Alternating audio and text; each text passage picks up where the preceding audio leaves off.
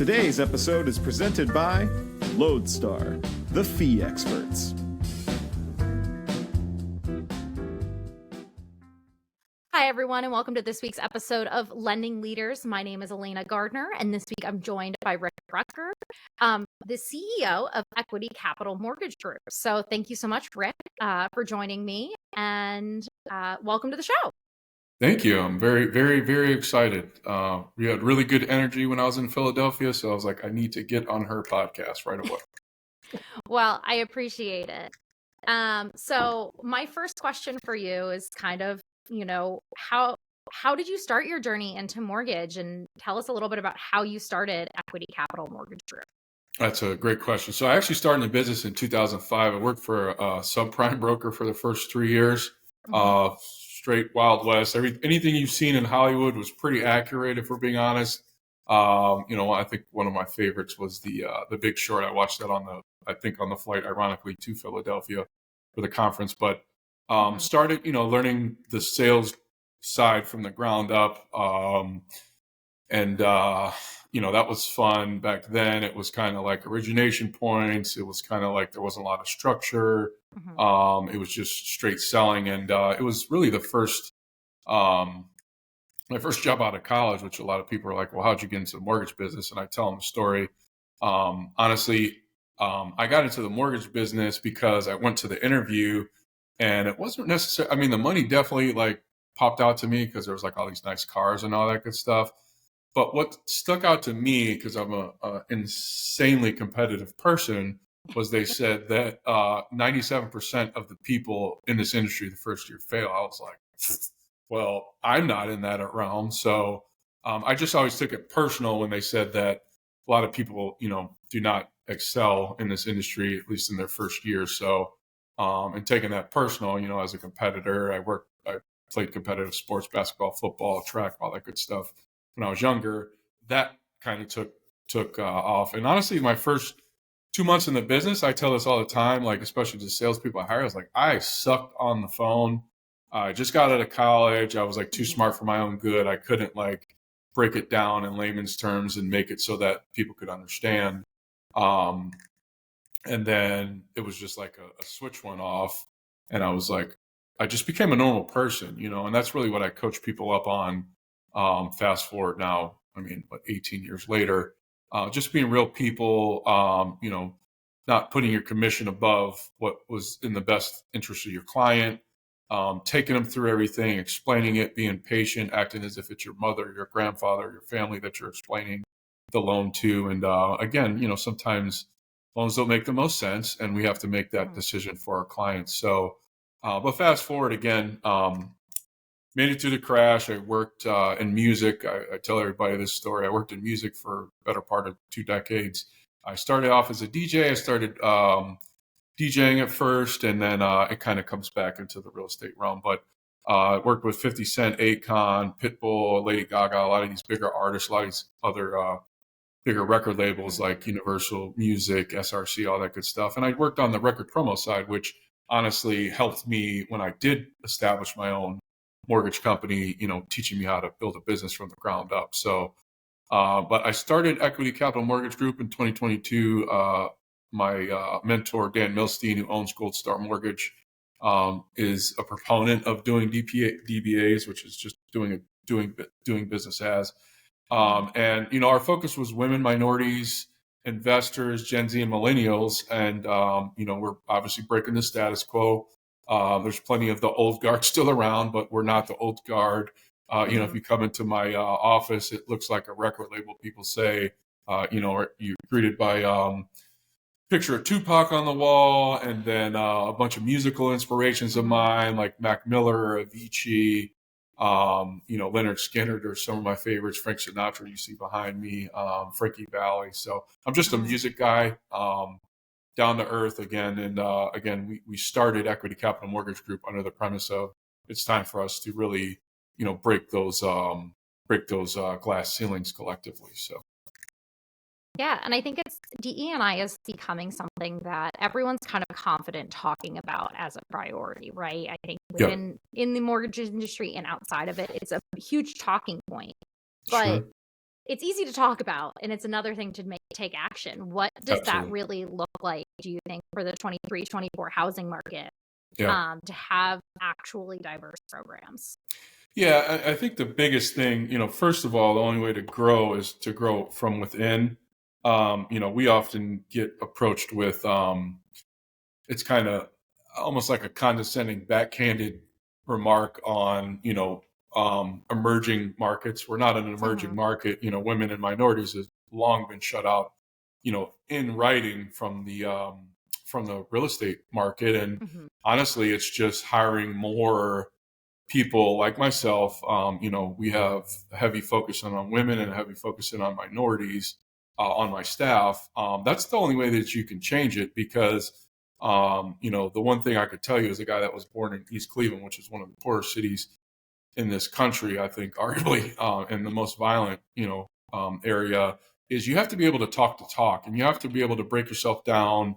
One thing I noticed at the conference is, again, a lot of the old guards around, but we're loud, we have tattoos, we wear normal clothes, like, we just want the normal person to be able to come to us, and feel comfortable and not feel like we're trying to rob them, because a lot of people still have a really bad taste in their mouth from 2008, and we just try to be Mhm. the antithesis of that and just be normal people.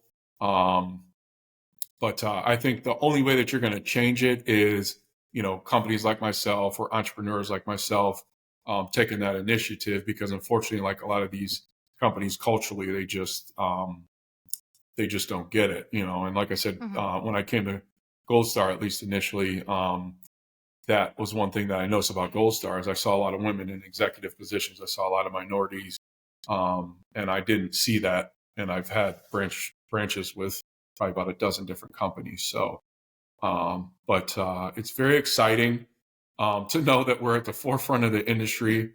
All jokes aside about the emerging markets, Mhm. it's really exciting to see the industry understand that we've been here for years and we've been trying to break through, and like now is the time to definitely help us get to that next level. And our motto is bridging the wealth gap brick by brick, and obviously we live it every day. So Yeah, I mean, I know I was at the Empower Summit on Saturday, and one of the things that, they spoke about was this there's the glass ceiling, and then there's also the missing rung, which yeah, is the concept of women and minorities not being promoted at the same rates as their yeah, white male counterparts. And yeah, it starts so early on that it really disallows us, from being able to be there at the top.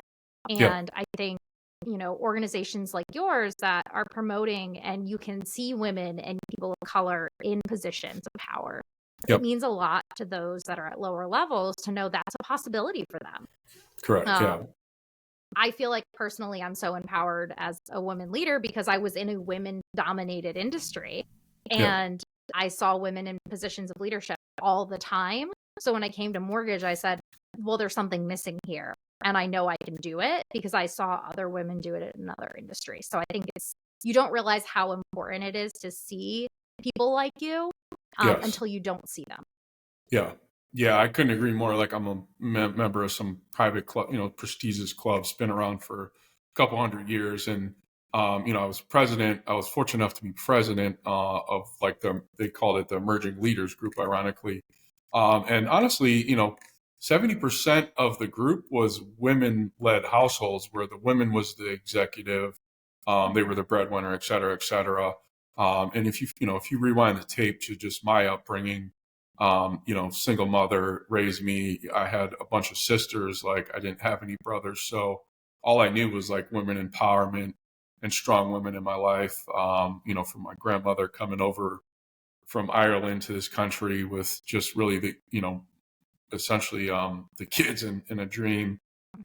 to, my mom just making it through some really tough times when I was a kid by herself. Like, that just always, you don't think about it, because, when I, got a business coach or whatever. And, Mhm. she was like, you kind of to a fault protect women. I was like, yeah, I just feel like I have to, because that's just all I know. Like, I don't Mhm. know a strong necessary. I mean, my grandfathers were strong male characters, but I don't necessarily know a strong male as much as I know a strong female that stuck by me, through thick and thin. So I'm incredibly passionate about giving women a voice, giving minorities a voice, because it's instilled in me. It's the very fabric of why I'm still in this industry, to be honest with you.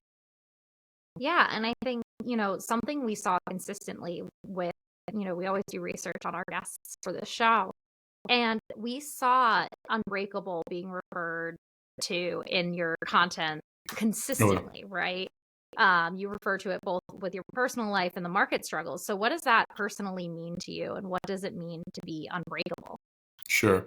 Yeah, and it's I do like when people actually do research on me. It was. I mean, I think the biggest thing that I try to do is I just try to keep it real, and it's where I come from. Like, there's no like smoke and mirrors or whatever. 2022 was tough for a lot of us, but it was tough more because of the way we were thinking. And I'm a big thinker. I like thinking outside the box, all that good stuff. But it was tough. You have a 6-figure payroll that you have to pay. You got lease payments for, 12, 13, 15,000 that have to be paid. You got to worry about other people's families. What you're going to do, like, and failure is not an option. I come from, again, really strong Irish roots on my mother's side. She's first generation, or excuse me, I'm first generation Irish. She came off the boat from Dublin, Ireland. And then, people joke that I'm the perfect mix between Clint Eastwood and Tupac. I think it's hilarious because that's pretty accurate. Because I have like this wild cowboy side on my Irish side, but then, my grandfather, my grandpa Cannon, God rest his soul, who played in the Negro Leagues. He actually got a master's in business before schools were integrated. My grandmother had her master's in education in the 50s. So, and I just constantly over and over in my head, no matter how tough or how crazy the market got, all I could think in my head was like, you're going to let them down by giving yourself a crutch, because, the Irish were not treated great. I know that everybody loves St. Patrick's Day, but like now, if you heard the stories of some of my great uncles, my Uncle Leo, my Uncle Noel, that, just how bad the Irish were treated because they were still in jobs, et cetera, sound familiar? The Irish were just treated so bad, the Italians, especially Germans when they came over to this country. So, and I heard the stories firsthand. That's all I knew. Yeah. And then like the antithesis of that again is, obviously Black culture. Like people don't realize that racism still very much exists. Now, do I put a crutch on that and say I'm oppressed? No, I don't really do that. But do I use it and say, hey, I can better this industry in general by being, to your point, that cultural icon that can step up and say, hey, I'm all these things, and there's no reason why you can't take part in this industry. But honestly, being unbreakable, it just goes to sometimes you go to really dark places when you're by yourself or you're an entrepreneur. I do believe very much in counseling and having like a business coach / counselor or whatever to take you through those moments, because you're gonna hit some dark places. But you're going to pull yourself out. And then when you pull yourself out on the other side, again, that's where you come up with that unbreakable perspective on things. And I feel like, I really feel like anybody that's made it through this last year in this industry, and this goes for ops people, this goes for sales. It's not, a lot of companies have that, big ops for sales. Like, I actually was an underwriter. I've done processing, but I'm a phenomenal salesperson. I think that if you made it through this, this last year, that's a testament to you and your fortitude. And all I can do is give words of encouragement and tell people, like, there is a brighter day. Is the market going to boom eventually? Again, yes, because we know that the market always trends up, and it always, it will always go up and down. That's basic microeconomics. But anybody that's made it through, if you're looking for words of advice or encouragement, all I could tell you is, like, make sure you're with the right team. Make sure you're going to events that focus in on the positive. We're actually just talking before we went live about some of the events that just so negative, and you're talking about all the obvious, like, yeah, no shit, we know, excuse me. Hopefully it can be filtered. But there's a lot of there's a lot of people focusing on the negative or rates are blah, blah, blah. And we had one of our biggest months in August I've ever had, and it really just boils down to that unbreakable feeling and giving that to your teammates at all levels, from our loan officer assistant to our processor to sales, letting them know, like, guys, like, we can do this. We're on the tail end. We made it through. We weathered the storm, and just keep going. But being unbreakable is something that once you get to the other side of that darkness, you got to understand with darkness, there's always light, and that light's always going to shine bright through. And, you're going to get to the other side and be so thankful and so humble, which is what this industry needed, some humbling, because there's a lot of people that thought that they were untouchable, or they thought because they were making really good money that they had it figured out. And then when the market shifted, you saw how many people couldn't make it through. But, that's my story on being unbreakable. Yeah, one of the things that I personally love about working for LodeStar, as I'm not an owner, I'm not, I'm just an employee. I do get a very vocal voice. Yep. But one of the things that we've actually talked about in the past on this podcast has been about halfway through 21 to 22, our CEO and CTO realized that a huge part of our growth was not attributed to anything that we did.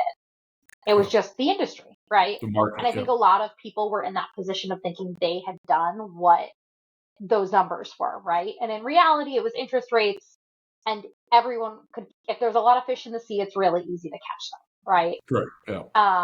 And I think now we're starting to see people realize that you need to buckle down, and you need to create good processes, and you need to invest in your tech stack, and you need to have a sustainable business plan for the ebbs and flows.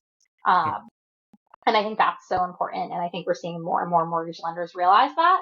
And I think we're going to see a new generation of lenders come out of this market and out of this downturn, because we are going to lose, some companies we already have. And unfortunately, it probably will continue. But those who are willing to change and adapt to the situation, I think, are going to thrive. And we'll see some new top players, I think, in the near future.